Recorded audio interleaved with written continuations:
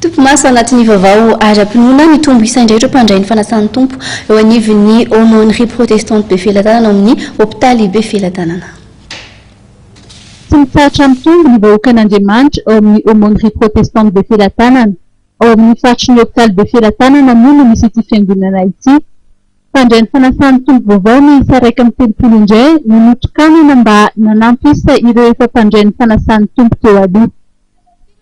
Ny mpitandrina ao atoerana ny pastera Andrianarson Solofo Arianala moa no nitarika ny fanompoam-pivavahana manontolo hatramin'ny fitoriana ny tenin'Andriamanitra sy ny fanokanana ireo mpandray ny fanasan'ny tompo vaovao.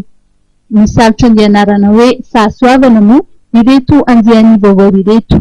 Nasa sy manentana antsika rehetra amin'ny antsa-piterana izay ho tanterahana amin'ny faraika amin'ny roapolo ny volana Jona 2024 izao. Izany dia tanterahana ao Antsamanitra ary iarahana amin'ny dokopira ampy fity avy eo amin'ny Efitsigaina isotro fitiavana. Ny fotoana dia hanomboka amin'ny 2 rasasany amin'ny tolakandro. Araka izany dia isy fampisehoana ataon'ny tarika ampy fity ao Antsamanitra amin'ny sabotsy 2024 Jona ho avy izao ka anasana ny olona rehetra tsy akanavaka mba iaraha-miasa ny fiangonana